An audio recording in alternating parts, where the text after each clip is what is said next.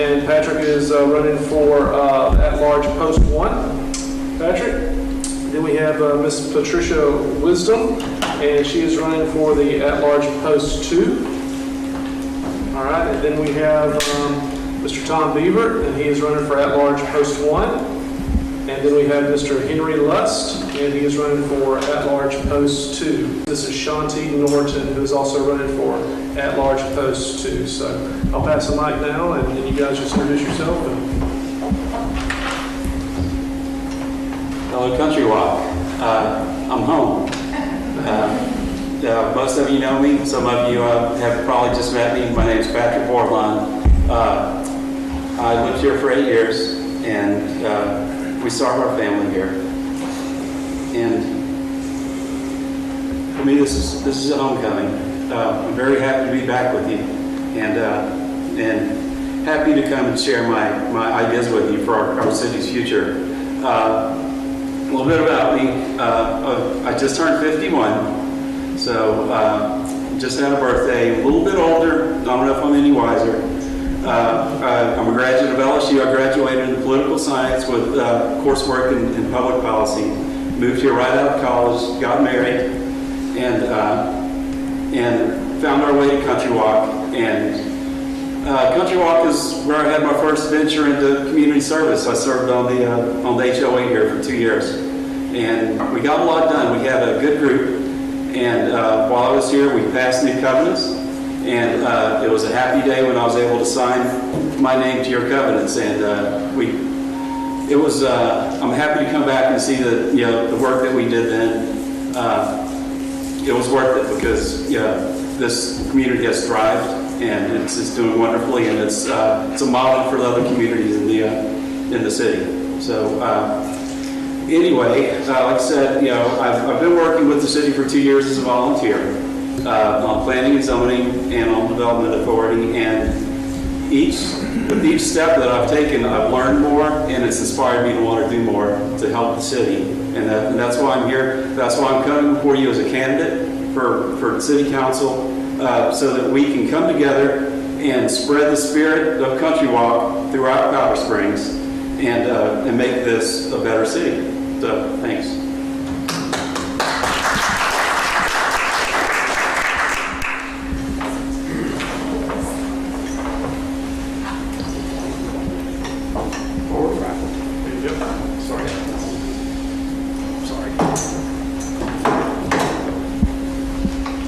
Good evening. Yes, ma'am. That's all. Good evening. My name is Patricia Wisdom, and I am a resident of Silver Spring Village in Powder Springs, Georgia, and I am running for council at large, post 2. I hail from Washington, D.C., Silver Spring area. I've completed my undergraduate degree at Howard University, and then I went on to get my graduate degree in social work at Howard University as well. I've had over 40 years of experience in social work. I've worked in the child welfare field extensively. I've worked in the capacity of clinical social worker, supervisory social worker, and program manager. I've also had experience as an independent contractor in working with adoption services and domestic violence services. I've had extensive experience in developing policies and procedures in the child welfare system. As your elected official, I will, be very respectful, courteous, and treat you with the utmost respect in every way. I will strive to ensure that all of your concerns and your issues are addressed, and I will thoroughly research issues to ensure that I'm giving you accurate and clear information so that you can make an informed decision. I have no other vested interest at this time other than to serve you and to work very hard for you over the next 4 years. Pretty much. Thank you.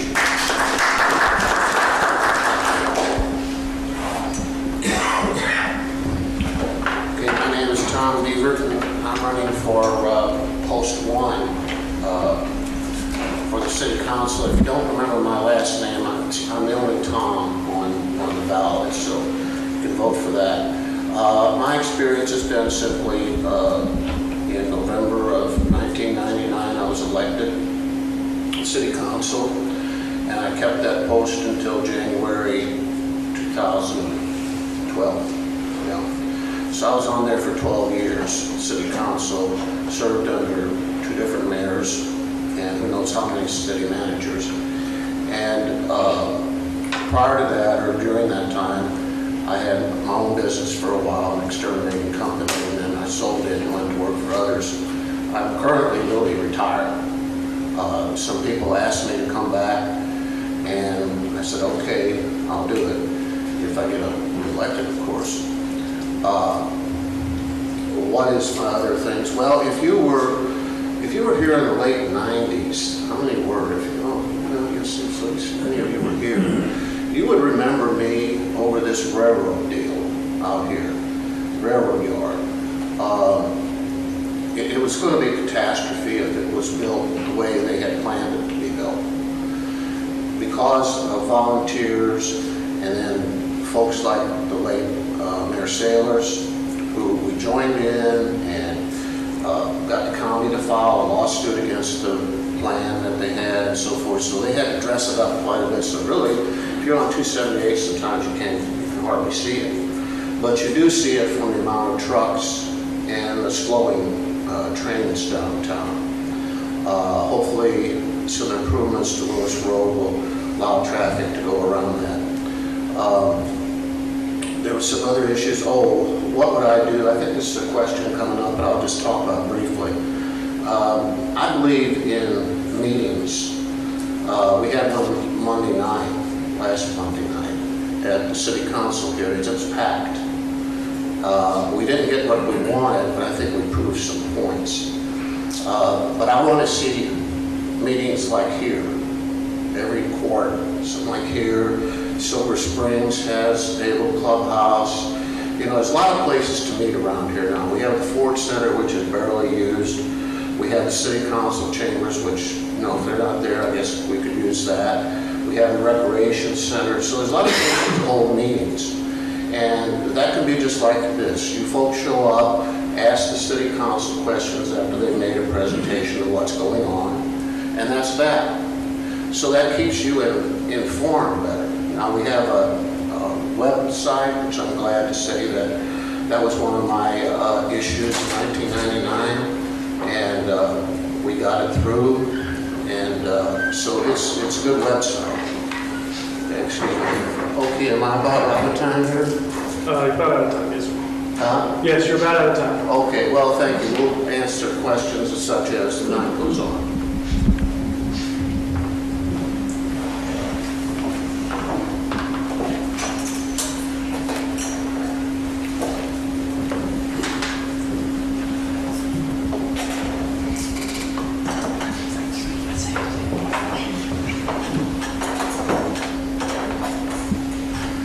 Good evening.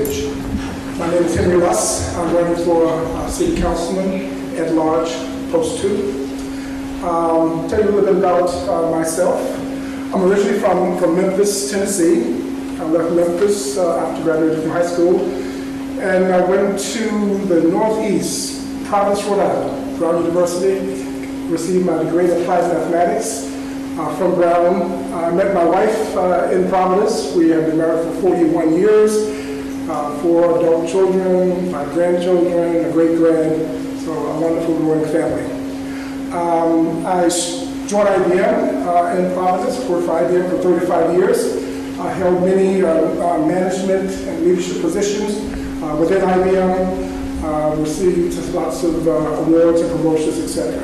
But received lots of experience working with small groups, large groups, tackling problems, solving problems for our customers. So I've been known as a problem solver. That's what I pride myself on, solving problems. In Powder Springs, after retiring from IBM, my wife and I started a business called the Tutoring Center. We are co-owners of that business. Our mission there is to help students in the Powder Springs, greater Powder Springs area. We specialize in reading, writing, and math, whether it's K through 12. And we have been helping students for almost, we're going on 4 years right now. So that was the first step in our, well, actually the second step in our commitment to Powder Springs, because we built our home here, and a lot of our family lives here, so that's where we have made our commitment. So that was our second step to committing to Powder Springs, and this is my next major step in committing to Powder Springs, and trying to do the best that I can to help Powder Springs become the city that I think it can be. So some of the focus areas for me are business, as a business owner, increasing the businesses in Powder Springs so that we can increase jobs, increase our tax revenue so the residents don't have to pay additional taxes. Our infrastructure is important, roads, transportation, those are important items. Continuing to improve communications, as we can always have improvement. We've done a great job, but I think there's room to add multiple channels of communication to our residents so that we can communicate to them, they communicate back to us what their thoughts are, and include them in that decision-making process. So as your city councilman, I vow that I will listen, I will put actions in plan to act upon those, and do the best that I can on your behalf. Thank you very much.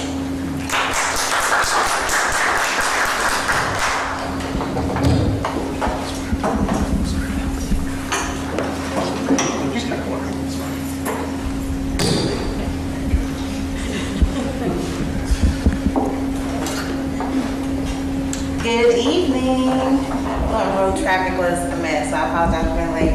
I do want to introduce myself. I am Ashanti Norton. I am running for City Council for Post 2 at large position. I've been a citizen of Powder Springs for 29 years. We moved out to Powder Springs when I was in first grade. I'm a graduate of McEachern High School. I have a 15-year-old son, and my first degree, my bachelor's degree, was in business administration. My second degree is in accounting. I have served with the Keep Powder Springs Beautiful Committee for a little over 10 years. I've been the liaison for Keep Cobb Beautiful Committee, and worked with a few councilmen just within the city on small projects, helping out, keeping the city clean, things of that sort. And I would love to be your city councilwoman. I love the city of Cobb Springs. Like I said, I've been here 29 years. I like where we have come, and I would like to also take us in a new and even better direction. All right. All right, we'll get started with questions. Before we do, though, I thought real quick I would just make one clarification. For the at-large Post 1, we have Tom Beavert and Patrick Bordelon are running for that post, and then the other three candidates are running for the at-large Post 2, just in case you want to compare responses in regards to those. All right, so we're going to start off with our questions now, and we just ask that you respond to those questions. Try to keep your responses around 2 to 3 minutes. There will be a timer that will sound if it goes over 3 minutes. All right, so homeownership and property development, that's our first major group of questions. And the first one is property values are important to homeowners. And we know that Powder Springs property values are lower than the values in other cities of similar size in Cobb County. Specifically, what will you do to help increase property values so that Powder Springs falls more in line with the rest of Cobb County? Let's try. Which that's you respond, just pass the microphone down.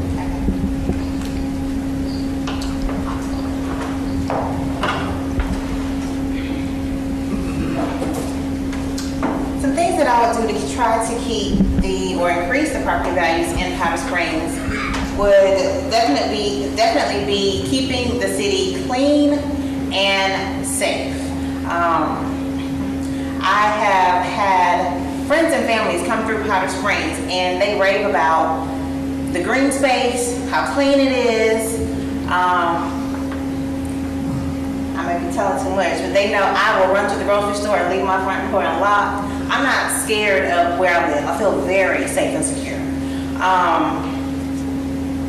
So definitely working on those to increase property value. Adding amenities. I know we've talked about restaurants, we've talked about parks. Amenities definitely add value to the property values. And I think that's about it right now. Thank you, Ashanti. There are quite a few things that we can do, actually. The simple answer is to say that that the city has no control over property values, but there are things we can do. I think that if you want to maximize your property value, the first thing to do is start at home, is to maintain your property and always keep it in the best condition possible. I think, and this has been a big thing with me for my campaign, is to reach out to the HOAs and to reach out to the community and to be available to you and to let you know that if you have an issue with the city, you don't have to wait until the city council meeting comes around to address it. You can reach out to me, and I will communicate with you on that. How will we do that? Through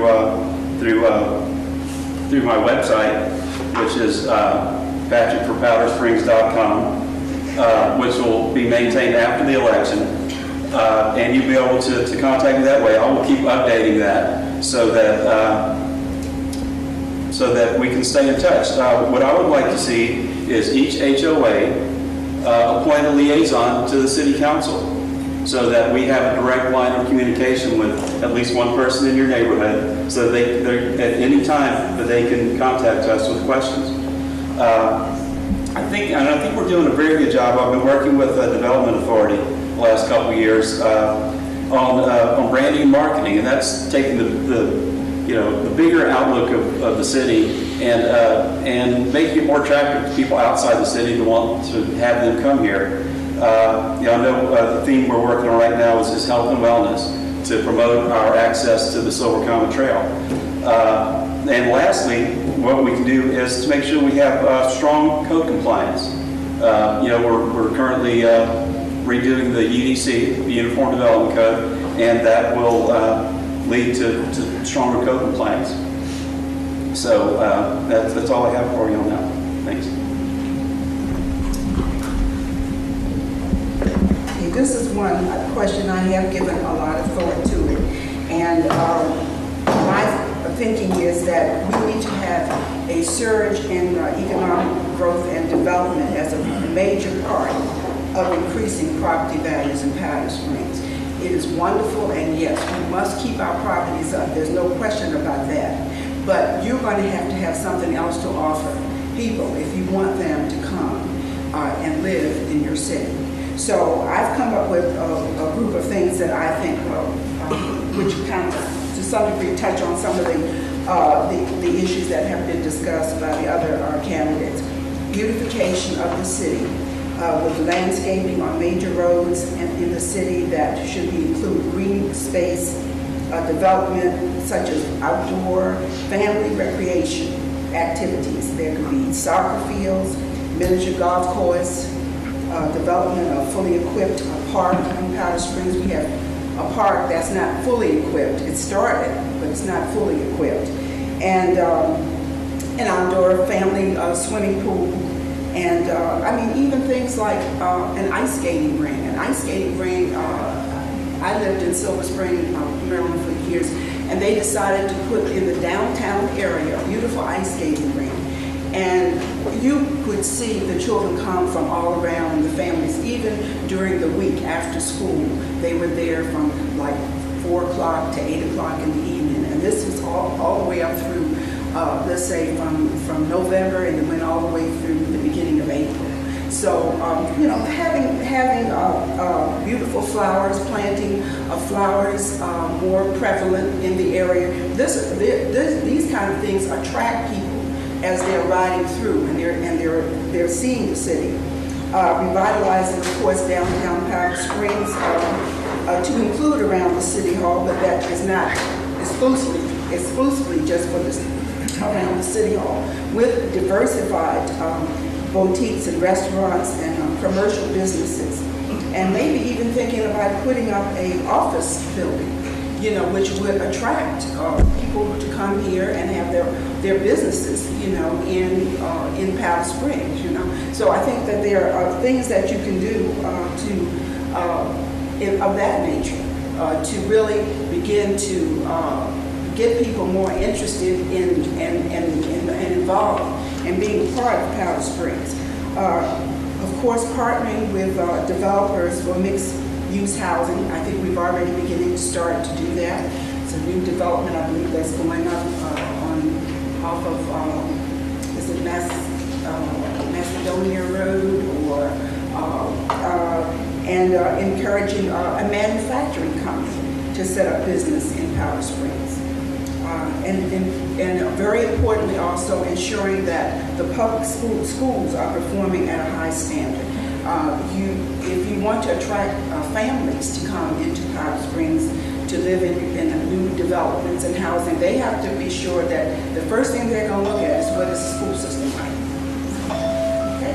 So those are some of the ideas that I thought about.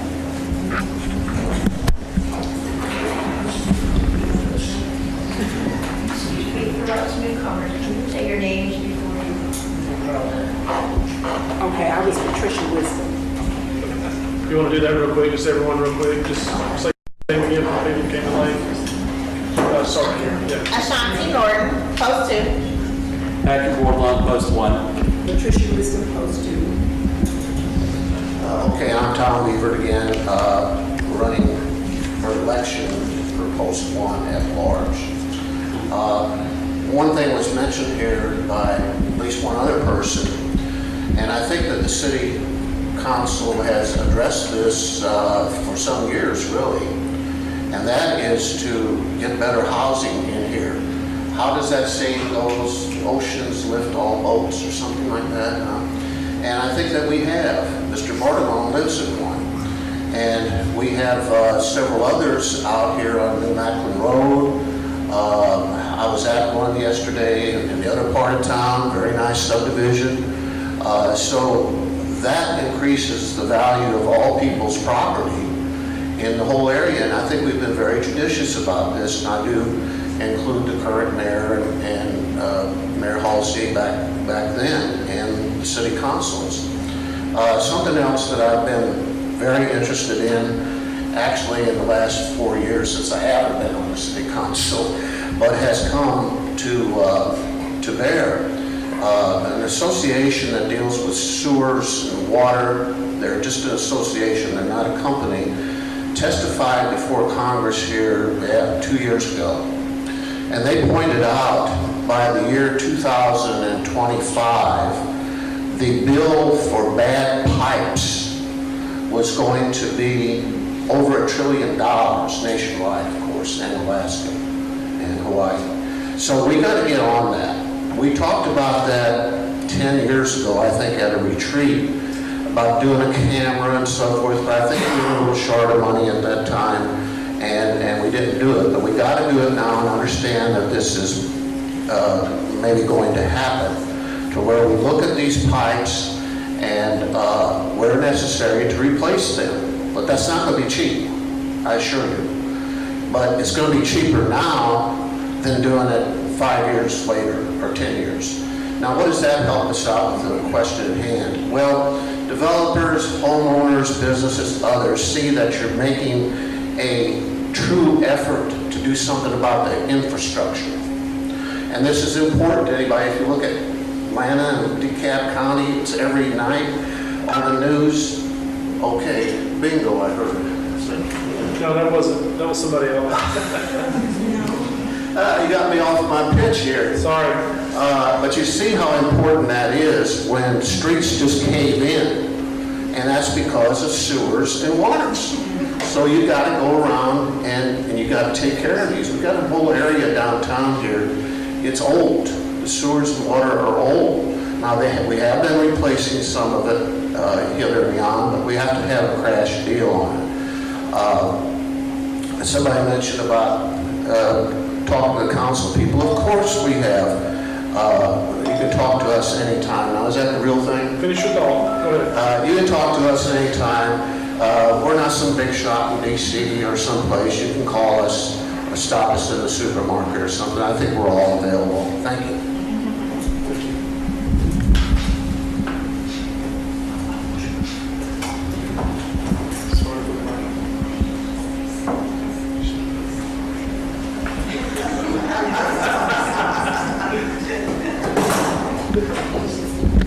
Should have gone wireless. I'm Henry Luss. I'm running for City Councilman Post 2 at large. In terms of this question, as a homeowner, I'm also concerned about property values. When I built my home, we were in the midst of a recession. There were lots of foreclosures throughout Powder Springs and out throughout the region. So that really depresses property values when you have a lot of foreclosed homes. But now we're coming out of that. We're coming out of the recession. I don't see many foreclosures at all these days. My personal property is increased in value, as I'm sure a lot of yours has increased in value as well. So we want to see that continue. And the way we see that continue is by, of course, maintaining our home. The homeowners must maintain their property if they want it to be compared to other properties and receive a fair appraisal value. An appraisal comes in and looks at your home, they inventory it, they try to find comps throughout the area to see how your property compares to other properties in the area. So you have to maintain your home and keep it up to standards. If we have the existing homes being maintained, and as a city we continue to drive development of quality property, we must focus on quality in terms of the developments that we approve and bring to our city. Because if those homes are built with quality, then that's going to attract, the right buyers to come in and acquire that property. And when that property is assessed at a higher value, that brings your property value up as well when you are ready to sell. So if we focus on keeping our property up, focus on quality housing projects brought into our city, that will affect property value in addition to all the other things that the city will do in terms of community activities, making use of our beautiful theater, activities in the city. People want to live in a vibrant city. So we want to make Powder Springs a vibrant city for us and for those who want to come and live here. Thanks. We'll start with the next question. You can answer, and then we'll work our way down this one. Okay. All right. Second question under the homeownership and property development section. Some candidates have recommended expanding the amount of affordable housing in Powder Springs. Affordable is considered by some as a euphemism for Section 8 or subsidized or low-income housing. What is your opinion on cost control or Section 8 housing in Powder Springs? That would be the first question. Second would be, how do you plan to balance affordable housing needs with the need to maintain high property values for existing homes? And third, do multi-unit developments fit in with your plans for affordable housing? Okay. It's a mouthful. Yeah. Well, housing is a difficult question because, of course, it's on the mind of many people. Powder Springs already has a lot of affordable housing as we stand today. If you travel throughout the city, as I have through this campaign, you will see that there are a number of units that are in place today that you could consider affordable housing. Some of those fall under the Section 8, and it's not just in low-income areas. There are some high-income areas that have Section 8 properties. So that's not something that we can control. But it's a reality and something that we have to live with within the city. Housing development. We are focused on housing development within the city, building additional units for our seniors, building townhomes. Those are multi-unit types of housing that's going on in the city. So I think the city's already started on that path in terms of addressing some of those needs, especially for our seniors. As we know, we need to take care of our seniors. So the senior units, multi-unit townhomes, etc. Now, if you ask me, am I in favor of high-rises, multi-type units of high-rise apartments. I am not for that. That is not something that I would vote for. And it's maybe it's because of my past. I mean, I grew up in a very difficult childhood. We were not very rich or anything, we were very poor. But my mother made sure that we always had a good roof over our head, and she made sure that we did not move into what was called in Memphis at the time, were the projects. She made sure that we lived in a single-family home throughout our lifetime. So just from my background and what I've been accustomed to, I would not be in favor of the multi-unit types of development that unfortunately over time they're not maintained well, they deteriorate, and as we know, I think it's in Austell, they're getting ready to tear down the unit because it has deteriorated to the point that it's just not feasible to continue on. So it's not for me in Powder Springs. I think we have a lot of options, cluster homes, townhomes, etc. I think would be the answer from my perspective. Thanks. All right, yes, this question, again, I don't know if I have to go over my housing idea again to better houses, higher houses, prices, but let me caution you on one thing here.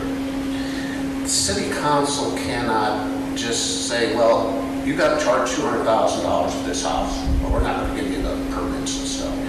You can't do that. I mean, there's more and more federal regulations of the housing industry. There's some proposal out right now that would require housing developments to have a certain amount of houses at a certain price and this and that. So you got to be a little careful about that. I'm in agreement with Mr. Lusk that we do have a pretty good supply of affordable houses around town. I live in one, unfortunately, but they're not bad. They're livable. You know, the rents around here in the area, they're high, even for one of these so-called affordable houses. It's not cheap. It's not really that cheap of an area to live in. And so as far as, what was the other question? I guess they were talking about low-income housing or something like that, Section 8 and so forth.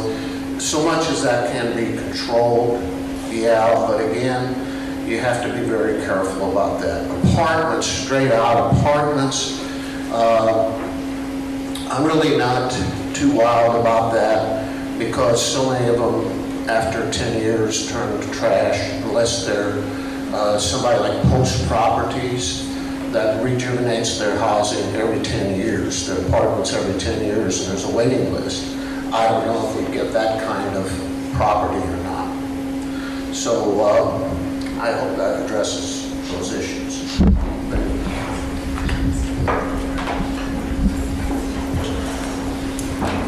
I'm Patricia Wisdom, and I'm running for City Council charge in Post 2. I would endorse Section 8 housing if we actually have Section 8 housing that's really truly available, you know, or if that is a plan to have more. I'm not saying it's something we need to go out and try to recruit for, but if it's actually available, yes, I would endorse us, you know, having Section 8 housing in Powder Springs. I would see that it should be some kind of a ceiling put on, if we can, like 1 or 2%, you know, ceiling on how much Section 8 housing we feel we can incorporate in this area or desire to incorporate. I would select Section 8 housing that focused on home ownership and a very limited amount of tenant-based vouchers.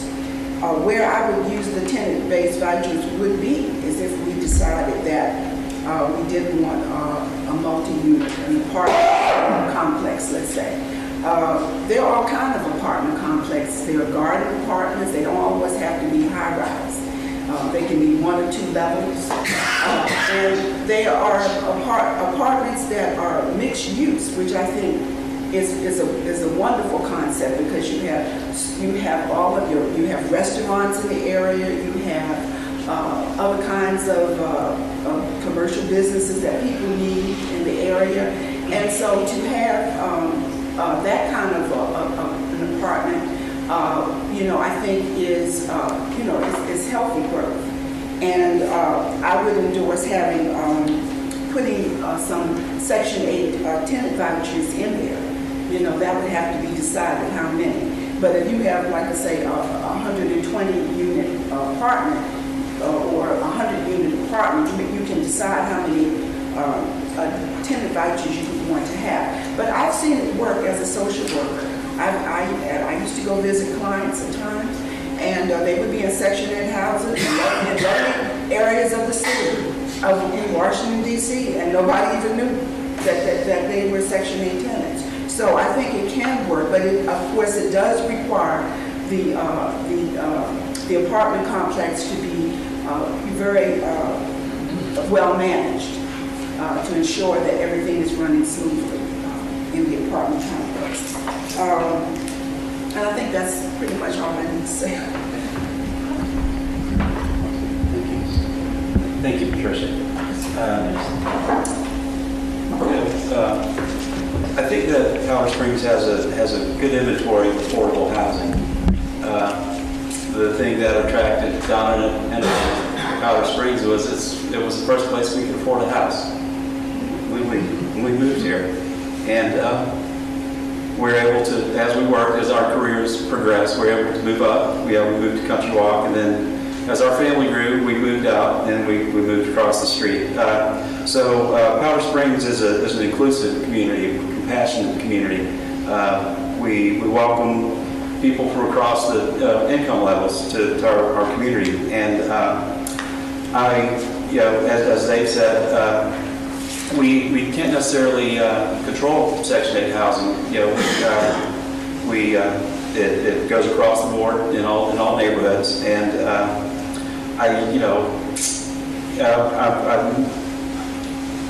I'm working on the development authority, and we have started the project over across Richard Sailors, and that is going to be senior apartments, and I'm definitely in favor of those.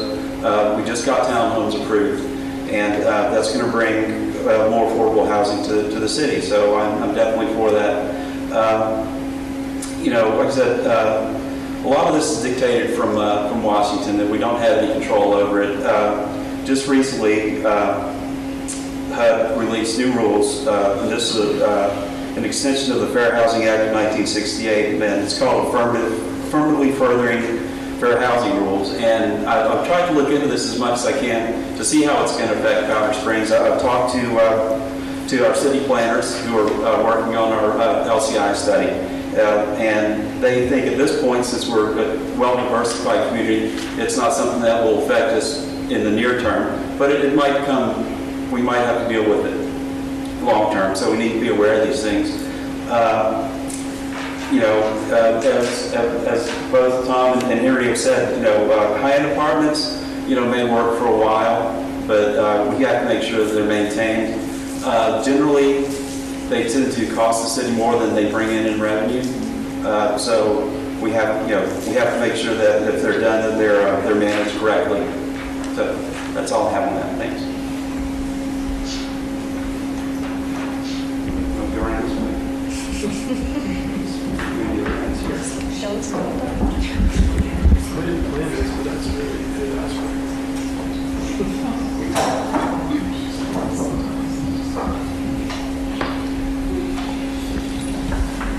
Okay, and so I'm going to say my name again. So Shanti Norton, Post 2.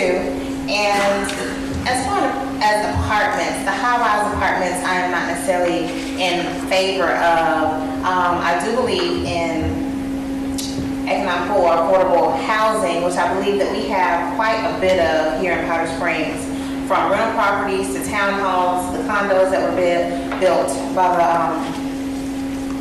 old police station. I believe we have a lot of affordable housing. It asked a question about Section 8. I met a young lady a few years ago while serving on PTA at Compton, and when you saw this young lady, she came in with 4 kids, her hair was always beautiful, dressed very nice, and in talking to her, I found out that she was in a very nice home on Section 8. So I think so many people look down on the residents who are on Section 8. But you would be surprised that she was a business owner just raising 4 kids by herself and could not afford to purchase a house necessarily on her own. So I don't frown upon Section 8. I think it gives people the opportunity to live in nice areas and put their children in nice schools that they wouldn't otherwise be able to do.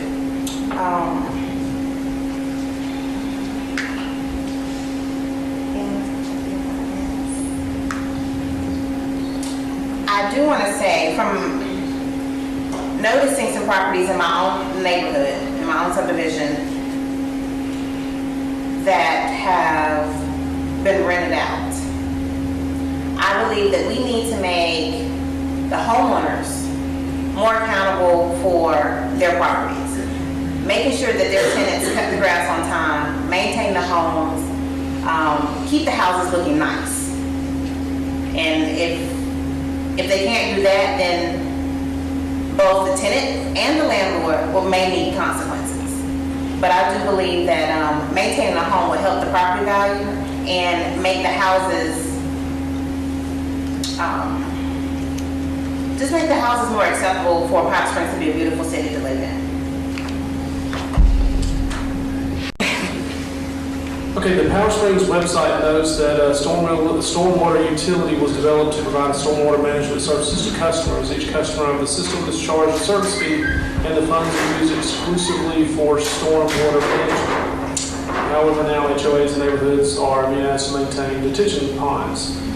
Specifically, which option do you support, HOAs and neighborhoods paying for detention pond maintenance, or the city maintaining the detention ponds from stormwater utility funds? If you would just speak to that topic and just give me your opinion on it.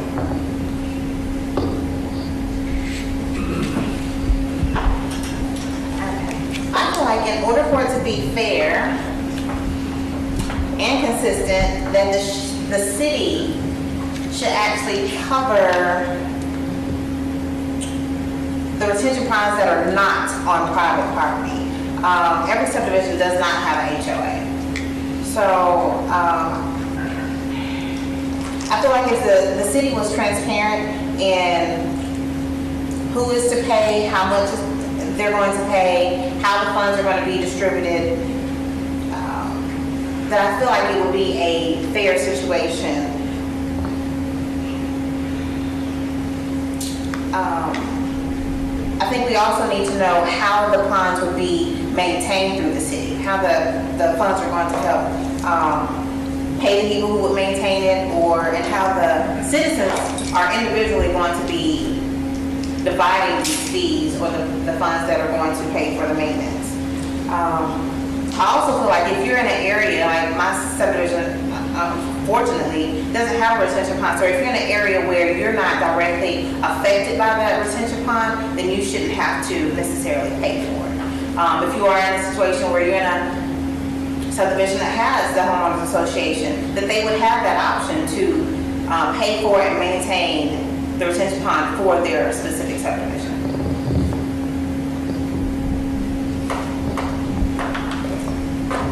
Thank you, Ashanti. The way that this issue came about, from what I've learned about this, is after the flood of 2009, this is a state-funded mandate that affects all the cities in Metro Atlanta or throughout the state. But to address the question, the city has never routinely maintained private detention ponds. So when this mandate came down, they had a committee who studied it, and they came up with a system of fees to be equitable to everybody in the city, so that it would be fair to everybody.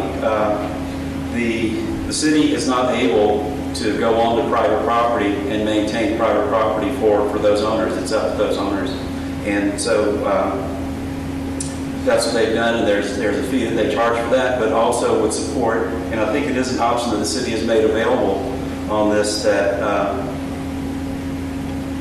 the HOAs can opt to pay for their own retention pond maintenance, and then they would not be billed by the city. So I think that that's a fair outcome on this. Said it's been an ongoing issue, but I think that the city's dealt with it the best that they could, and so, you know, not everybody gets everything they want out of everything, but I think that they did the best they could to make this fair. So, thanks.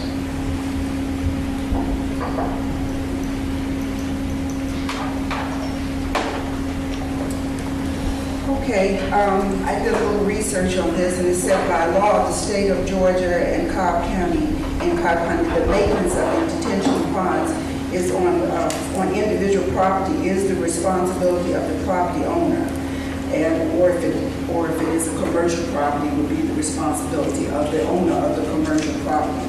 Now, the only unless this the ponds are directly related to the highways, streets, parks, and other public locations, in which case the city of Powder Springs would be responsible for their maintenance. The only exception to this rule is the developer deeded the ponds to the county at the time of constructing a subdivision or commercial property. So if that happened, then the city of Powder Springs would be responsible if the developer at the time of the construction of the property had deeded ponds to Cobb County. It seems like there has been some confusion about and some inconsistency in the way the ponds have been handled. There are many subdivisions that are and have been paying for their ponds. I know I'm in one that has, Silver Spring Village has always paid for their ponds, and they have hired a contractor to actually, who they pay a fee to deal with their ponds on a, I guess, a yearly required basis. Some other developments may not have done that or have not done that, so that's where there is inconsistency. And of course, there are the persons who are not covered under homeowners associations, where they have had a problem in terms of how they should address maintaining the ponds. I think I read the mayor, there had been a plan put out from the mayor's office that there would be a way that they would come up with some kind of a way of dealing with those homeowners who lived outside of the subdivisions and but still needed and still had ponds on their property. So I think that was something hopefully that is being worked on, or certainly should be worked on. But I think that there has been a lot of inconsistency with this in terms of how some development subdivisions are paying for it. Other subdivisions are not clear about paying for it, or they felt that the city should pay for it. So I think hopefully this is being cleared up now, because it is a law that if you have private property and the ponds are on your property, you have to be responsible for that. And so our home association actually came, paid the fees, come together and pay for that person to clean the ponds up. Okay, the pox on that microphone, I can talk pretty loud here. Can you hear it? That thing, I got to use it, darn it. Okay. I left, and the voters told me to leave about the time that this was coming into place. And I remember we did have a hard-working citizens group who came up with some recommendations, I believe, that we took then. The city council, and I'll take the hit on this because I was there at the time, we voted on a fee that each homeowner would pay per year, but it was at about the lowest scale. And that meant that all we would do is to make a review of the detention ponds and the water, and that's it. But we weren't obligated, we didn't have the money to go around and spend fixing the detention ponds. So it's really going to have to be on owners. Now, a lot of people don't belong to homeowners associations. Maybe some people here now, you all got one. But it wouldn't really be fair for lot of taxpayers, let's say like where she lives, Silver Springs, they're going to pay for their detention pond if they have a problem, yet they're paying a fee, a water fee plus property taxes, and somebody else has got an issue that's going to unfortunately cost a pile of money. And for them to pay for that, I don't know how we justify that. So I think it's going to have to just be that way until we find a pot of money somewhere that, you know, we can pay $1,500, $2,000 in some cases to get these things mitigated. That's a lot of money. Now also, I understand, and I stand to be corrected, that the city did get some estimates, and they were, but some private people got estimates and they were much lower. So I guess some of these contractors were trying to get rich quick. But that's pretty much my answer to that, and I'll get this thing moving.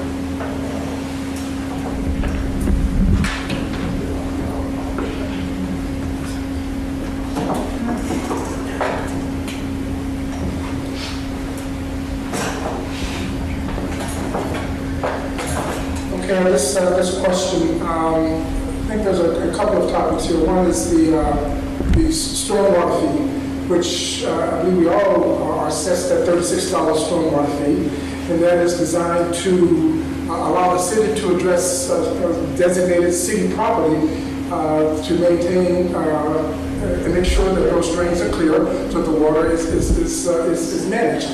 We know that water management is key. If you don't have good water management, then we know what happened in 2009. There's a lot of rain, a lot of flooding, a lot of damage. So it's important that we have a good water management system. So that stormwater fee is what the city has assessed, that we pay for the city. And then we have the issue of detention ponds. And those detention ponds are put in just about every development, must have a detention pond so that water gets maintained. In my development, it's a small development, but along the back of our property, part of that detention system runs along the back of my property and then drops off into the detention pond. And so we, as homeowners, have to maintain that. We were given an option. The HOA could take on that responsibility and then assess each property owner, or each property owner could be assessed individually. Our HOA, the homeowners decided that we individually would be assessed and we would pay the fee as assessed by the city. Some homeowners association has taken that on themselves to take care of that and hire private contractors or do it through the city. So there are different options. Each homeowners association has done what's best for them and what's fair for them. But I think the city has done a great job in terms of trying to make it fair and equitable for all homeowners to deal with this situation. That's my name. Thanks.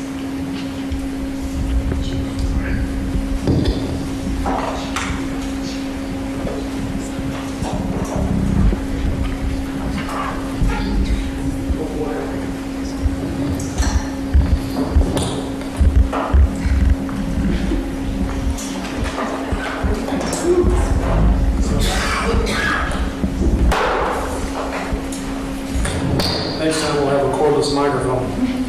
All right, transparency and accountability. The Powder Springs City Council is considering a change in its charter regarding the city manager post. The second reading, this is dated now, but the second reading was last week, not last night. And the third reading is coming up, and the vote is scheduled on Monday, November 2nd, the day before the election. The question is, do you support the proposed change to the city charter? And if so, why? What are the qualifications you would look for when hiring a city manager? Education, experience, background, etc. Would you hire or appoint Pat Vaughn to serve as city manager or any other, I got a timer there, or any other capacity or position within the Powder Springs government? If so, which role is she suited for and what are her qualifications? All right, Shanta.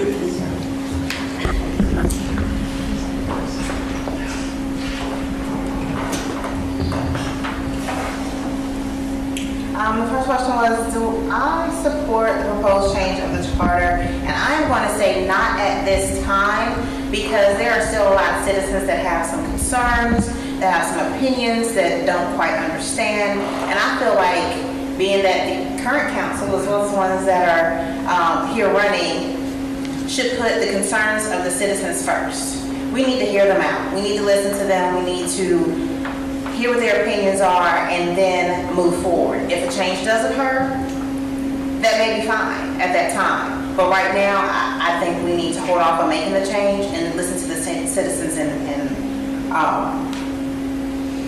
grow from there. As far as the qualifications for the city manager,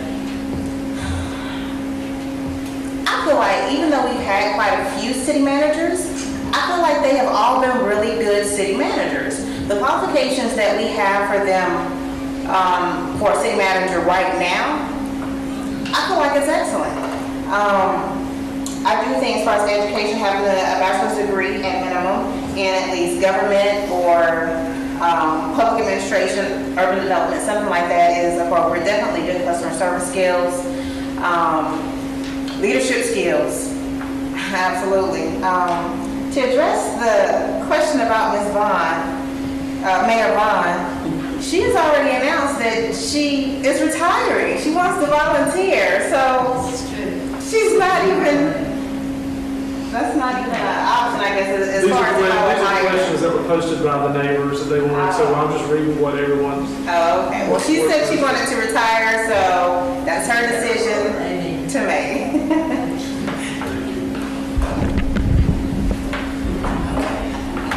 Thank you very much.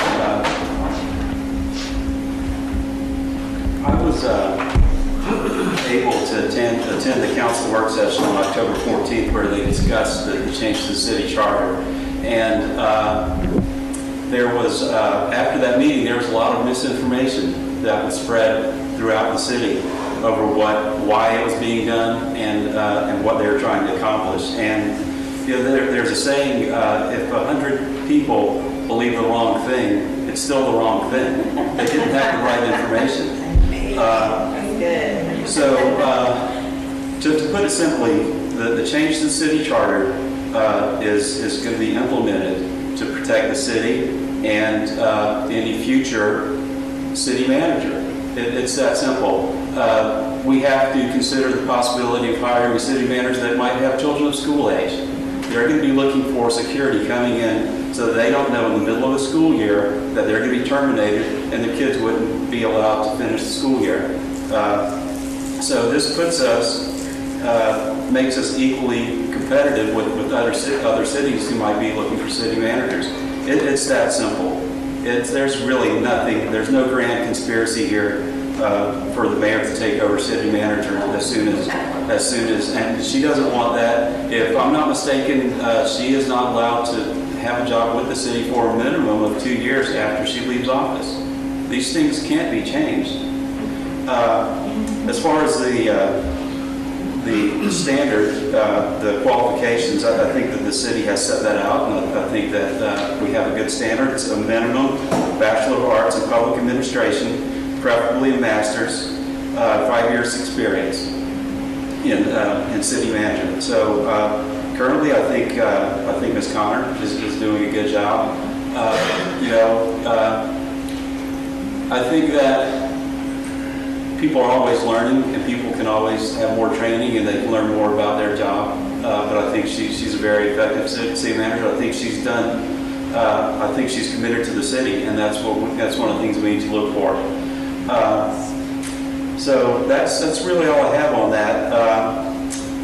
There was some question about the timing from sitting in the meeting. The only real question about it was the timing of it. Should we do it now or should we do it later? There was one person who wanted to vote against it, but for the most part, everybody else on council was ready to do this, and I think they had the best interest of the city at heart when they were discussing it. So, thanks.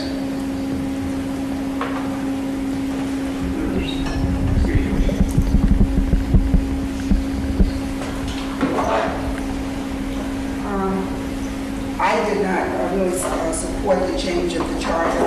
I felt that the city manager should have been allowed to continue on in her post and see how she worked and with the council, if they, at that time. I didn't really feel that it needed a change to the charter. And I feel that the charter is very important, that the citizens, whenever we talk about changing charters and things of this nature, that the citizens should really have more opportunity to have input and to have their questions addressed. Even though we may end up agreeing with the city council, but they need to be able to have their questions fully addressed. And when some citizens came forth and they tried, one citizen, like she was speaking for, I guess, a group, came forth, that didn't occur. And so she still didn't get a lot of her questions, resolved. So I think it is important when we talk about changing charters, because, if we change it for this, what about us changing it for something else? I mean, we can always say that we're doing this for the best interest of the city, but I think there are just certain things that we should allow our citizens to have some full input on, before changing. In regard to the qualifications for the city manager, I think that certainly they should be, probably would be a business administration major, but they certainly should be skilled in business accounting and fiscal management, and that the person should possess very good interpersonal skills in dealing with the public.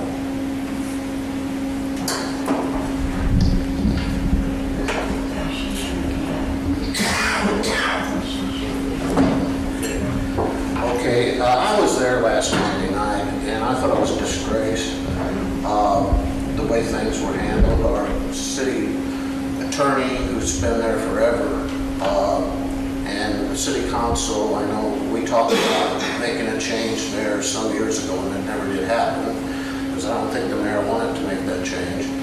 But I'm used to it, getting hollered at, coming up there for citizen comments. I know one of the council members here has called me ignorant one night and stupid the other.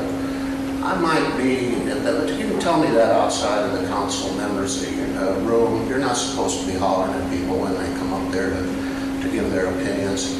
As far as the charter is concerned, why couldn't it have just waited a couple of months until this thing gets brewed a little bit more and a little bit more comes out and people trust the current council and mayor more, and I hope a new city attorney next year, because his deal comes up January 1st. What is that? Is that your deal? No, I'm sorry, that's my mistake. I apologize. Here we go.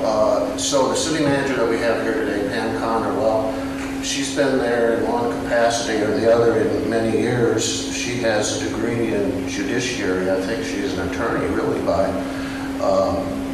choice. And she's been responsive to me as a citizen when I ask for different things and information. I'm told that maybe that might not be the same with some citizens, but I don't have any complaint. I don't have any complaint with her. If she came up in January for renewal, I'd probably say yes. I hope that covers the water there. My answers are unusually concise tonight. Here we go.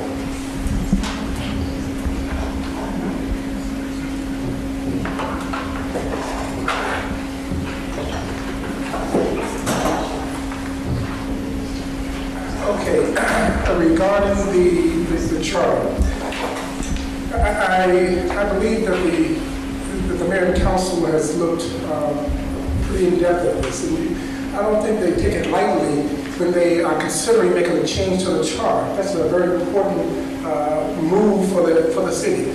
And so they're not only looking at today, but they're looking at the future.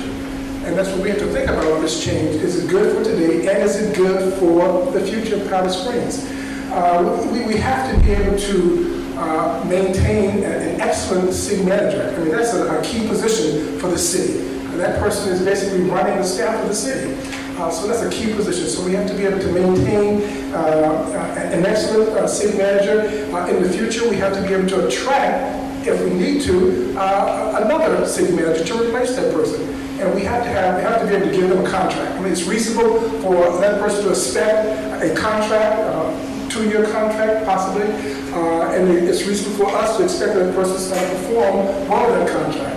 And if at the end of that contract period, if it needs to be renewed, then we vote to renew it. If not, then we can both walk away and then we move on to replacing that person.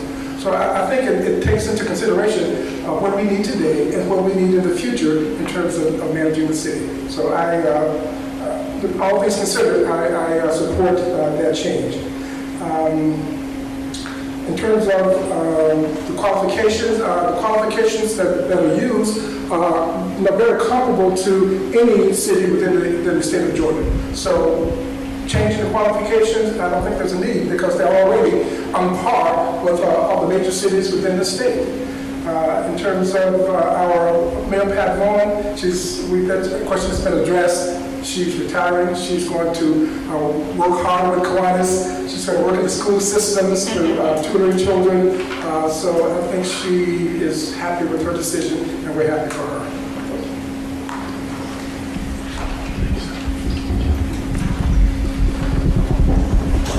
Several candidates have openly campaigned for more accountability and increased transparency for the city government.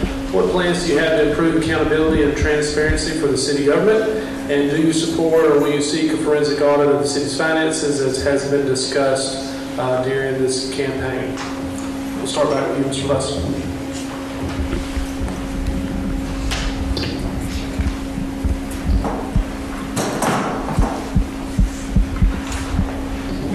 When I think about this question, I don't particularly like the word transparent necessarily, but I think it's about communication. Do we have the proper communication between the city and its residents? Are we communicating enough to those residents? Are we communicating clearly to those residents? Do we have multiple channels of communication such that newspapers, website, maybe text messaging? Why not create our own city app that people can have on their smartphones that we distribute information to our residents? So I think it's a matter of communications. We want to be clear on our communication. We want to have sufficient communication, and we want to have multiple channels of communication because different people receive information differently. I think we made a great stride. I'd love to see that when that monument went up. I thought that was a great deal for the city. And I love that monument. Every time I pass by, I check it out to see what's coming up. So I think it's a matter of communications. The council meetings are open. People are welcome to attend. I've attended some work council sessions. There were very few people at those work council sessions. I've attended the city council meetings. More and more people are starting to attend the city council meetings. But I think it's a matter of clear communication. We can always improve in that, and I will work hard to make sure that our communication with our citizens has been improved to the point that they are satisfied.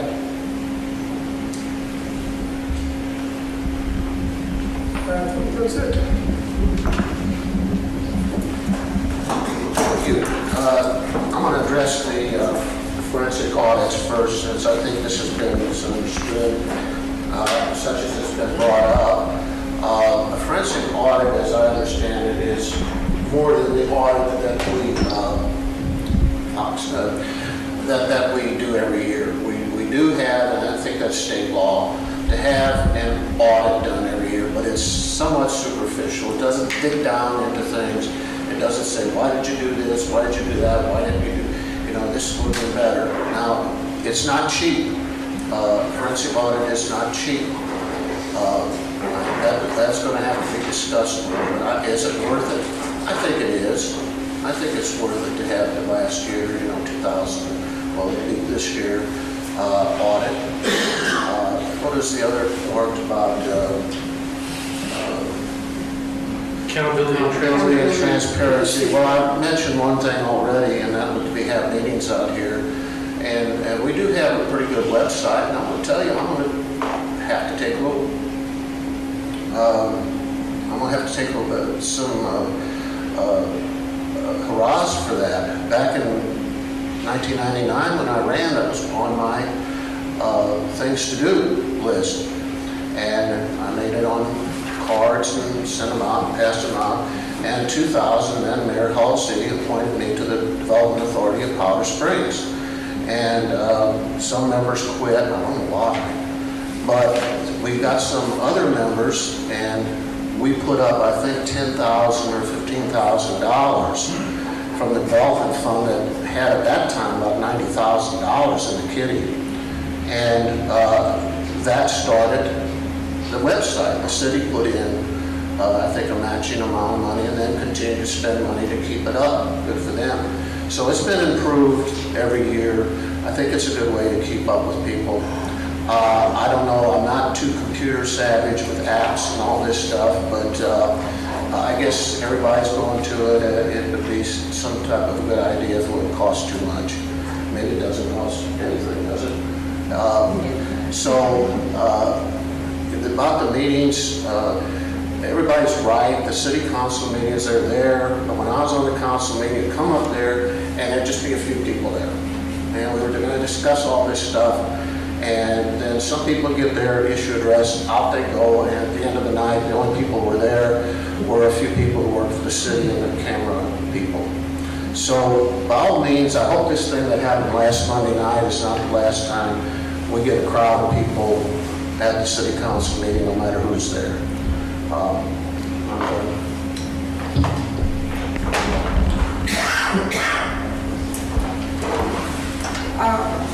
In my observation, the citizens of Powder Springs need an avenue to have their voice to be heard in the city government, and this is not occurring at this time.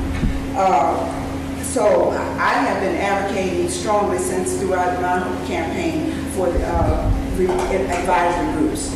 In whatever way we want to shape or form them. Our candidate here says, well, okay, let's have the HOs and have representatives to come to be attached to the city council. That's one avenue, that's one thought. But we do need to have a better communication with our citizens. When I have gone to the meetings and I see all these things that we're voting on at the meetings, half of these things, I don't even know how we got there, why we're there. And so an average citizen coming up to the meeting would not know that. However, if you have some form of a newsletter or something, and I don't necessarily think everybody is computer savvy and is going to be looking at computers constantly to see, but if you have some kind of a monthly newsletter addressing the key things that are going to be held, and so people will have some kind of an understanding of, well, what, how did this come about, and to be informed, to ensure that if they may have some questions about it, that they would be informed enough so when they come to the city council, they can intelligently speak about something before the city council. But at this point, it's just a whole lot of reading of ordinances and resolutions that you want approved, that the city council wants to approve, and they're voted. And there's very little input from the citizens, because a lot of times we don't know what all of the input and what all has gone into these resolutions. So we need more information. So whatever way we want to do this, I'm for having advisory groups to actually work with the city, and for that to be developed, whatever way we want to do that. But we need to, I agree with the other candidates here, we do need much better communication with our citizens, because we all want to be on the same wavelength as we're moving along for improving the city. Okay. There was another question. Do you support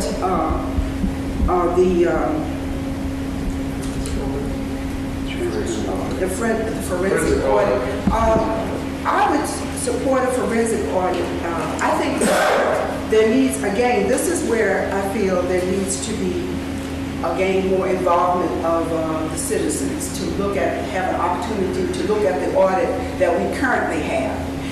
If we, upon looking at that, and that not only the citizens but the businesses that are part of Powder Springs, when we look at the current audit, we feel that there are a lot of gaps or questions or unclarity, then we can take a look at whether we feel we need a second audit.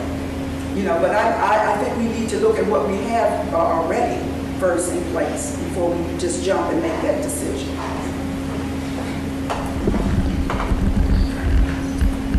Thank you, Ms. Wilson. Let's see, we do have to go around, but let's just work from here. We'll work this out after. I have a few things I want to cover on this. Ms. Wisdom was suggesting that we have citizen committees. I'm proud to say that that's how I got involved with the city, is serving on the development authority. We do have citizen advisory groups that are up and they're running, and we're doing a lot of work. One of my fellow members of the development authority sitting here, Loretta Smith. One of my fellow members of planning and zoning is sitting in the back, Stan Katie. We have a lot of volunteers that are working in the city, and they give up their free time to work for the city and to make sure that we have everything, in order. And it's just not the mayor, and it's not just the council. On the idea of the forensic audit, the city is audited annually, by independent firms. They've only, from what I've seen, they've only found minor discrepancies. Those were addressed and corrected very quickly.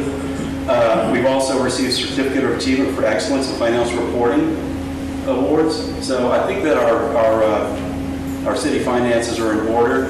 I think that all this information is available to you by Freedom of Information Act request.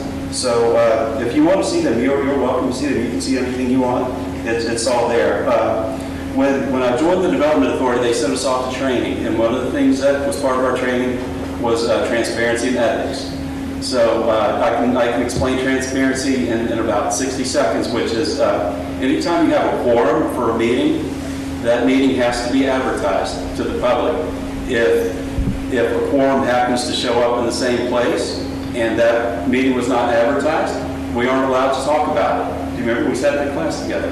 So it's that simple. That's what transparency is, and our city has followed that, I think, very well. I would like to see more avenues of communication available to the city. I would like to see our city council meetings made available over the internet by webcast, and that can be taped just like we're doing here, and people would be able to watch those videos later, and they would see what was going on in city council.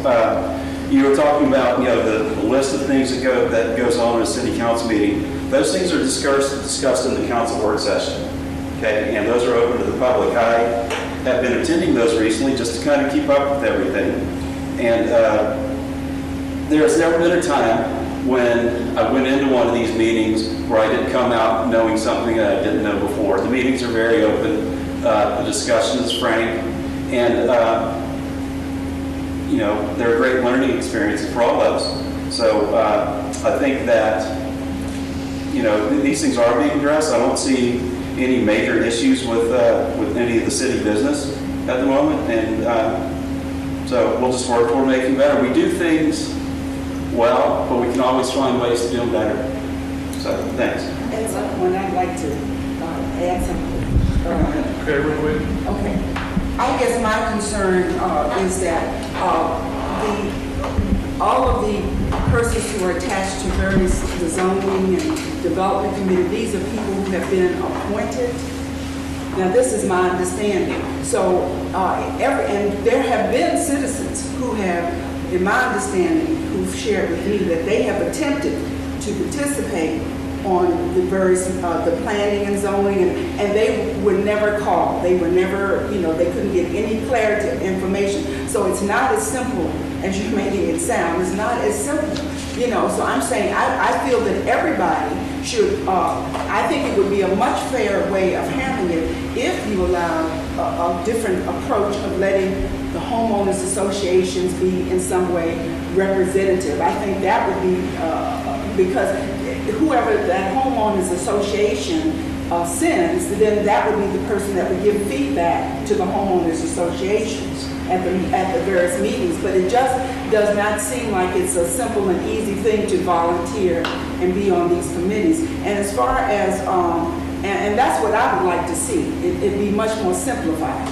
And then the other thing about the audit, like I'm saying, I still feel that even then, going as a part of public record, But how many working people every day are going to come home? And I mean, there needs to be a better way for people to be able to actually,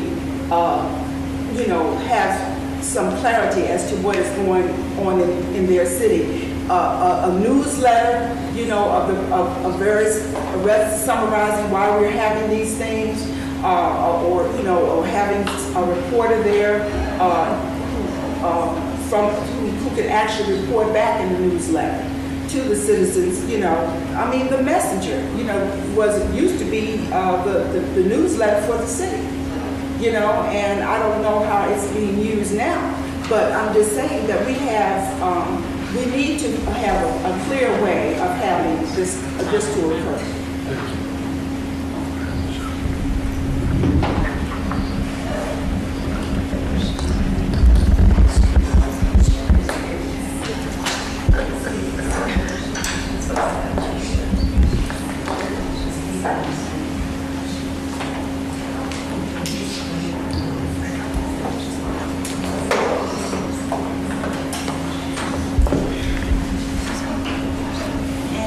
One very short. Communication has been said by every single person up here, and I agree with them wholeheartedly. We need to communicate with our citizens a little better in both directions, both being able to receive information as well as get it out to them, whether it is through the city bill, the messenger, through newsletters. The internet idea, being able to have our council meetings on the internet is excellent, or on TV. It's an excellent idea.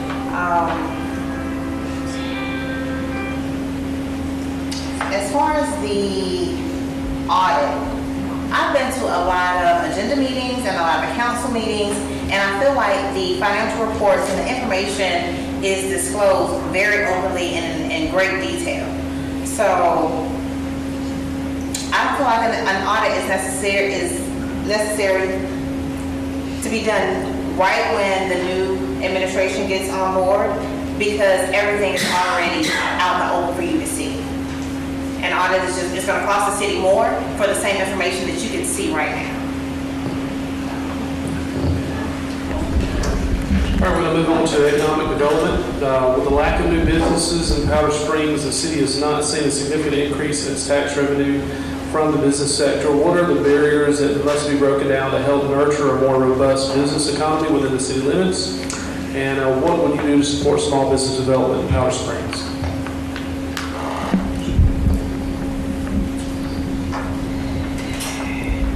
I have to get back on the communications bandwagon. In order to break down the barriers, we have to speak to the business owners, which in my campaign have been almost the biggest complainers as far as releasing the restrictions on regulations for their businesses so they can grow, so they can thrive. So that's one of the barriers I think that we can get through, removing those restrictions.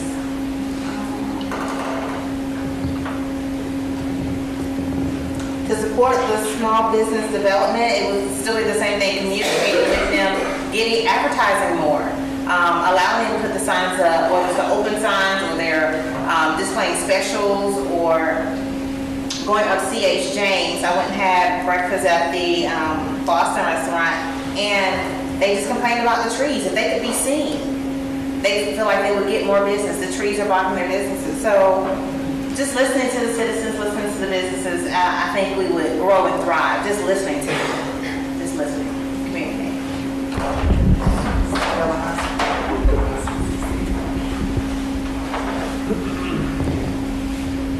Thank you, Ashanti. There are quite a few things that are going on, and I've been lucky enough to be a part of this process the last couple of years. The main thing that we're working on right now is revising our Uniform Development Code to strengthen and update our codes. I think that's going to go a long way toward making our city more business friendly. We are undertaking a Livable Communities Initiative study to look at the development of Lewis Road, and what we're hoping for there is to create another commercial corridor that will lead directly into downtown Powder Springs and create businesses around it that will draw people to the area, and will support the current small businesses that are already there. That's something that's ongoing. These things always take time. And I've said this before, what we lack is type of major attraction, kind of draw, entertainment draw, that makes people want to come from Hiram, from Austell, to spend their money in Powder Springs. Right now, and I know that we have tried to address this in the past, but right now, for the most part, if you want to go to a movie, if you want to go, do major shopping, restaurants, you have to leave the city. And so I think if we can develop some type of, large-scale entertainment venue to bring people into the city, I think that would help. It would increase our tax base, and it would make Powder Springs an overall more attractive place. Thanks.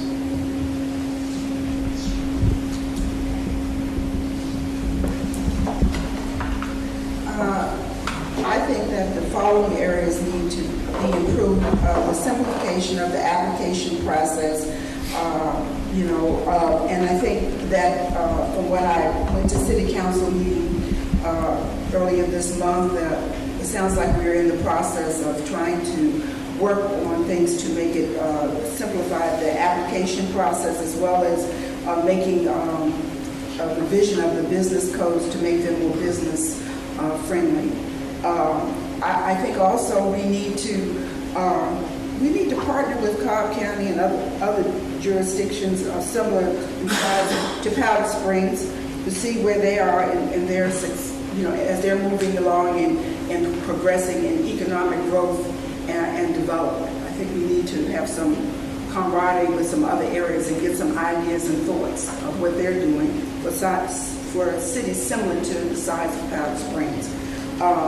What would you do to support small business development in Powder Springs? Again, I'm back on citizens' participation, first of all, as a part of the initial stage of getting their input on the initial stage of revitalizing Powder Springs, and identifying the businesses they would patronize, because you're going to have to rely initially and primarily on the citizens who are living in Powder Springs to patronize your businesses. So you need to make sure that they're on board with what businesses you're bringing into Powder Springs that you want them to patronize. It's not just something that somebody says, oh, that sounds like it's a nice business we're bringing into Powder Springs, but you need to get more input from your citizens, I think, in that respect. And also we should offer new businesses, for example, lower tax rates as an incentive, and work with landlords to help reduce the rent for small mom and pop business that's starting up. So those are some of my ideas.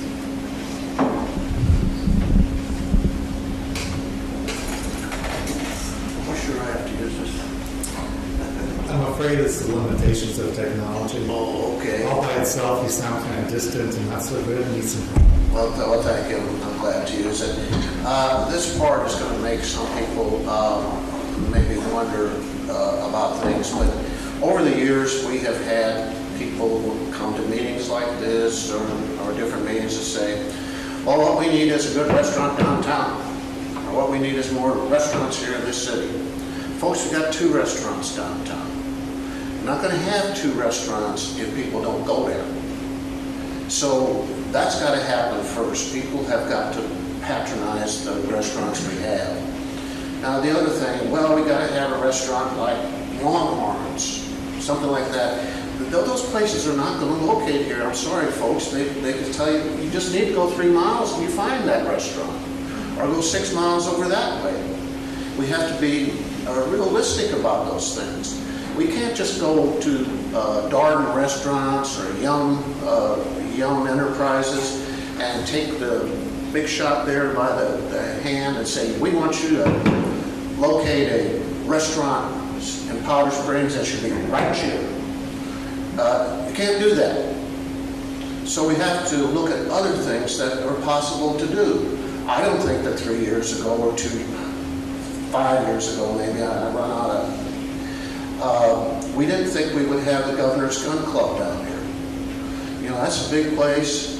It looks like it's doing darn good business, but we didn't think we'd have here. You know what? They're going to open up another one in Kennesaw.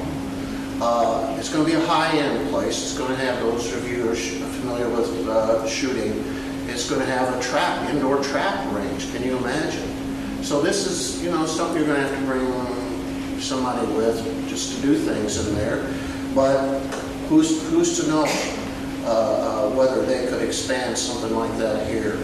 We do have a lot of gun owners. I think everybody in this room pretty much is a gun owner and would like to go someplace and to shoot. So, well, your neighbor does, and that's who you go if you have a problem. So, you know, those are unique and different kinds of businesses that we should look at. Now, back in 2012, late part of 2011, excuse me, Georgia Power paid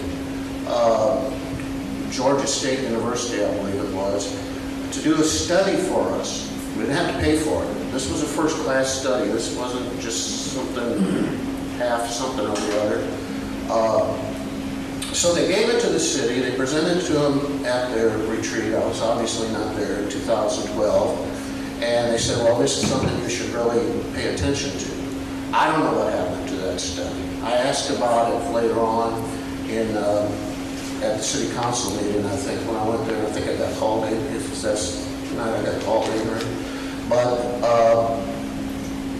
you know, I didn't really get any answer. So what's the chance of Georgia Power doing anything for us again in the future? Zero. What'd you do with what we did for you? So something is already there. I think one of the things they talked about was medical centers. And, you know, that is a growing business, shall we say, for certain of us. And maybe we could have that. We certainly have property for medical centers, like we have Wellstar down the road from me. Thank you. Economic development. When I think about economic development, I think about two things: retaining the businesses that we already have and attracting new businesses to the city. So in terms of attracting, let's just start with retaining the businesses that are here. We have to work with the existing businesses, listen to them, understand what issues they have, and try to address those issues. And I think there are steps that are being taken to do that. There is a business expo coming up November 7th. I signed up for it a couple months ago.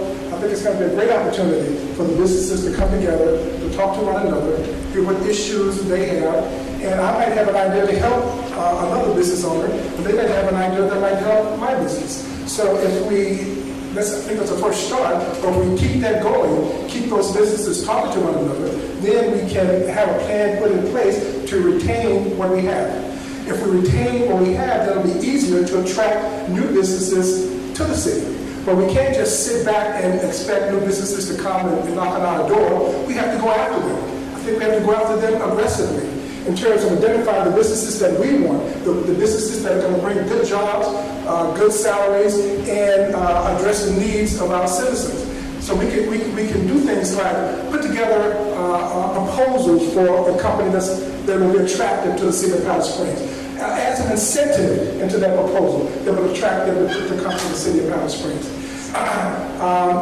For example, why not bring a YMCA to Powder Springs? I think the closest YMCA might be in Kennesaw someplace. Why not have a YMCA come to the city of Powder Springs? New jobs. They're going to increase our tax revenue. They're going to bring needed services to the citizens of Cobb Springs. There's educational programs. There's recreational programs. There's all kinds of services that a YMCA can bring to the city. So that's just one example of a business that will do a number of things in terms of the city of Cobb Springs. Jobs, increase address our tax base, and services to address this for the citizens of our city.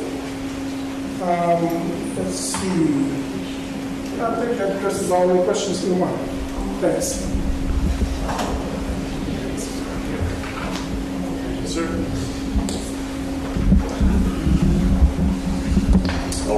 last question.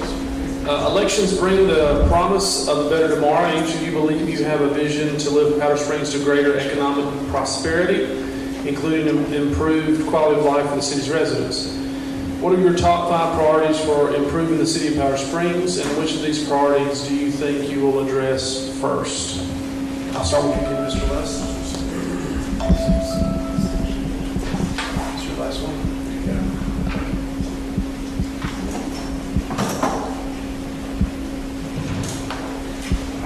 Okay, in terms of the top 5 priorities for the city, let me start with communication with the citizens. We've already talked about this a lot this evening. So improving the communications with our citizens, I think, is one of the top priorities that we have. That communication addresses that transparency question that keeps popping up. So if we address that, I think the citizens and the city members are going to come closer together, and then we can work in harmony as we go forward. So communications, improving communications, can we continue to improve the relationship between our citizens and our police department. We have a safe city. We want it to continue to be a safe city for all of us. I would love to see members of the police department join Kiwanis, join South Cobb Business Association, so that they can interact with the citizens in those various environments and work together on projects for the citizens. So I will promote a better relationship between the city and the police department. We talked about attracting businesses, and I've talked about giving a number of ideas in terms of how we want to attract businesses to come to the city. That's a major priority, because that addresses jobs. We all want to have all our citizens to have good paying jobs. If they have good paying jobs, they can afford good housing, and so on and so forth. And I cannot forget our schools. Schools are near and dear to me. My wife and I have devoted the last few years to the children of Powder Springs in the greater area and helping them to improve themselves, to get their test scores up. So I would continue to be a liaison, if that is the proper term, between the schools and the county, to make sure that our schools are getting what they need, to make sure that our students are getting all that they need to become successful citizens. And the last thing is, I've said many times that I'm a listener. I'm a good listener. I'm a person of action. I'm a person who likes to get things done. So once I have a project, that project will get done, and it will be successful. So I'm going to listen. I'm going to be reactive. I'm going to get things done for our citizens. Thanks. Thank you, Mr. Russ. Make sure the microphone's on, Mr.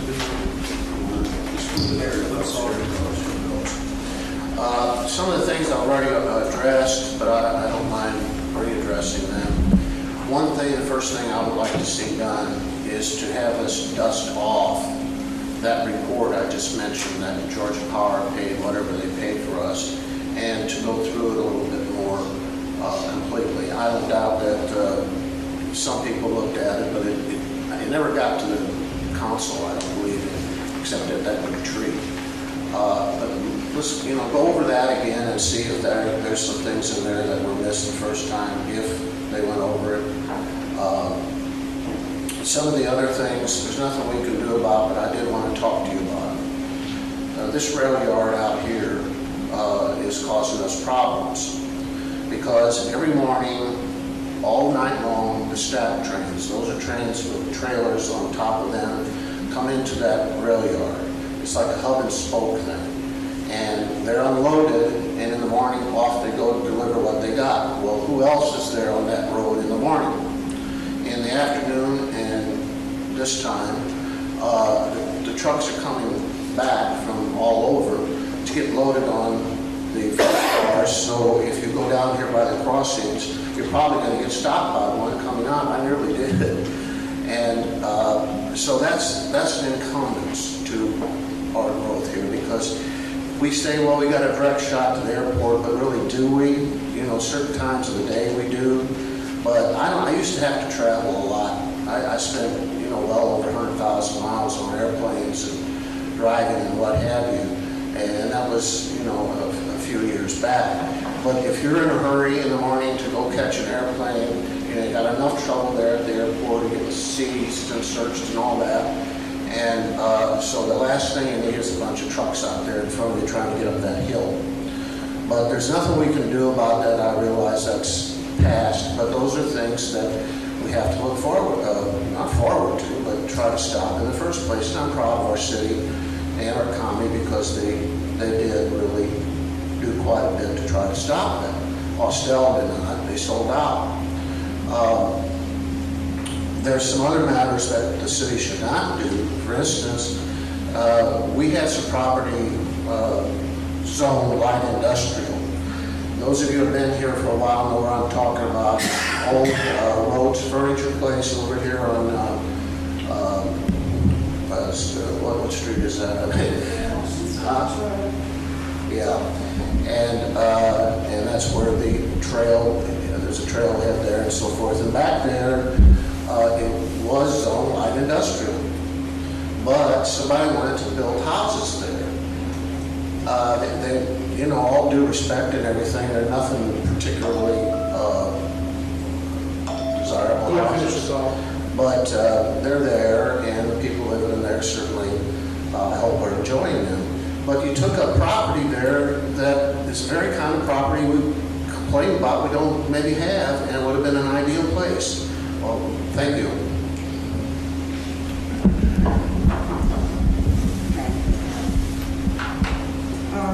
What are the 5 top priorities for improving Powder Springs?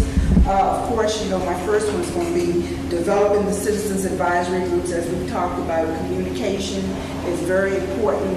How we, decide to do this is very important, but I don't think it's just a simple matter of going and reading the records or, going on the internet, because, like I said, people have various things to do in the evening if they work every day, and they don't have that consuming time to devote to that, perhaps as much as a city council person, would be doing. So we have to find a better way, I think, of reaching out to the people in some one consistent, centralized communication way. Hopefully it could be more like a newsletter that's done once a month to give them insight on the various resolutions that are coming down the pipe, something like that. So that's and just to have a way that the citizens can feel that they are not left out, because this is what I'm feeling, not feeling, but this is what I'm hearing as I'm listening to the citizens that I've talked to in various communities. Revitalizing downtown Powder Springs by, of course, bringing diversified businesses. And I know one of our candidates here is saying he's tired of hearing about the restaurants, but if you want people to spend money in your city, you've got to have nice places for them to go.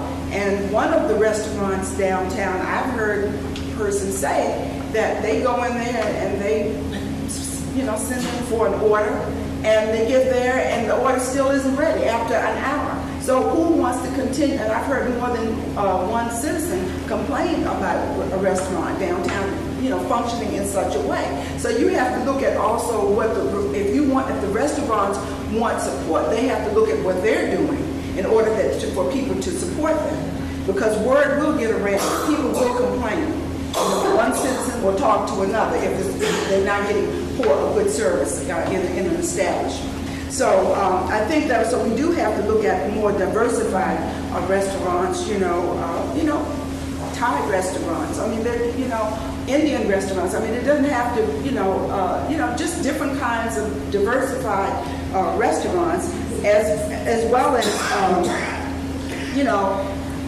along with bringing in, new businesses and your housing development. You need all of that, because you need, the more people you have, coming into your city, and the more things you have for them to go to, the more likely they're going to spend money in their own city.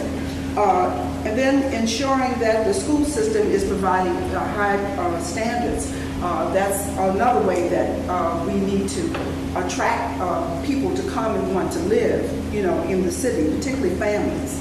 and enhancing supportive services to the elderly through volunteer grant programs and developing additional family recreation programs, which we touched on, the YMCA, other things I've said earlier about using the green space more effectively for outdoor family activities. All of these things attract and draw people to want to live in your city.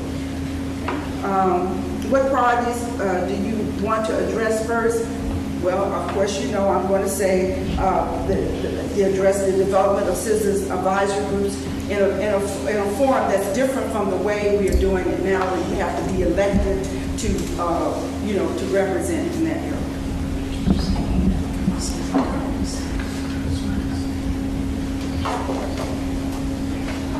Thank you. Ladies and gentlemen, we're coming to the end of this election period. Early voting has started. You can vote. I've already voted.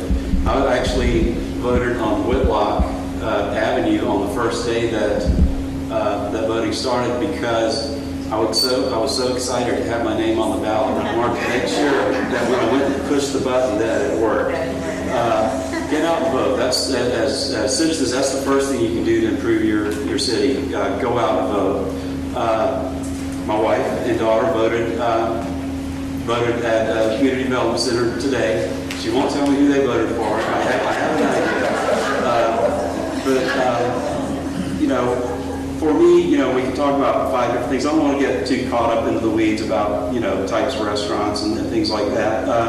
What we need is, and this is going to be a top priority with me, is to recreate a sense of community, much like the sense of community you have in Country Walk, to spread that through the city so that people do feel included. They feel like they're cared about. They feel like they're respected.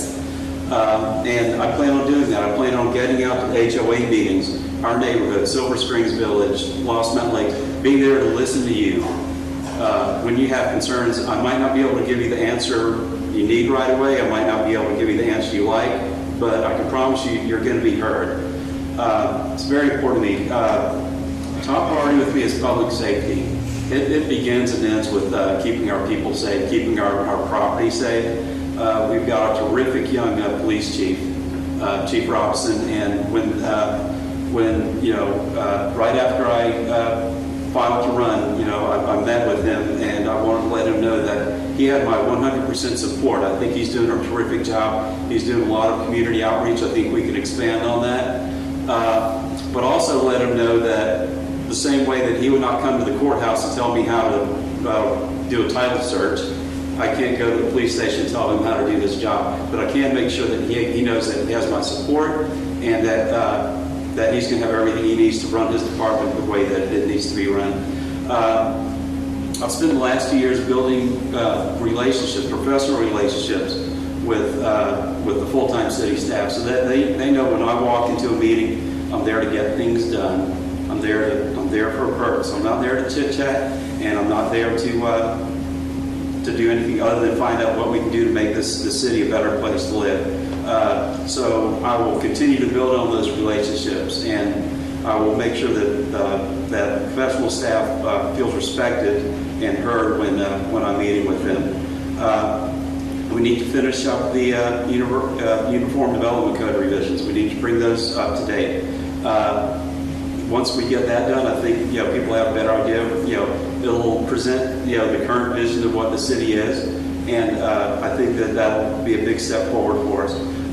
Another thing we need to do is, and we're undertaking a survey of our infrastructure, so that we can identify places that need to be repaired and maintained, so that we can maintain the infrastructure of the city. I think that's an important thing that we have coming up. So get out and vote. Tell your neighbors, get out and vote. That's the most important thing we can do now. So thanks.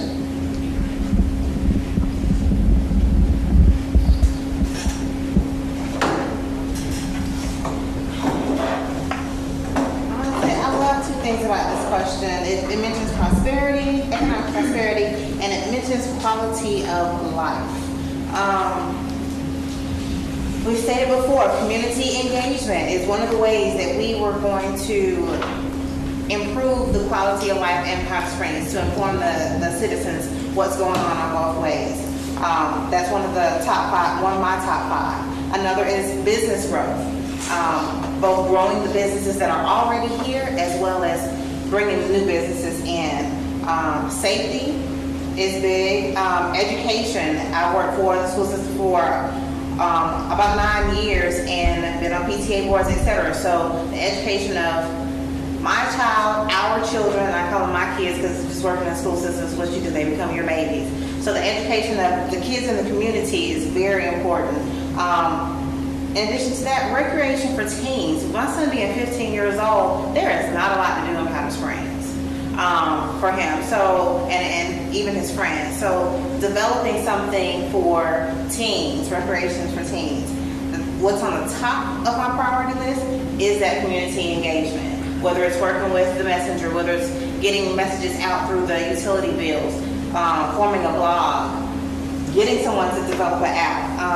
And I've worked with the developers of the Uber app and how they created that. So an app is a very good idea that Mr. Lester mentioned before. So community engagement is on the top of my priority list. That's my top 5.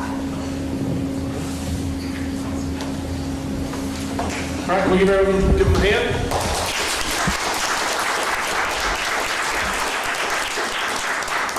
We thank you for coming out. Thank you for answering our questions. And I mentioned this beforehand, that these questions were submitted by our residents. We gave them all opportunity to submit them, and we kind of put them all together, and that's what you answered. And thank you for answering to the best of your ability. And good luck to all of you.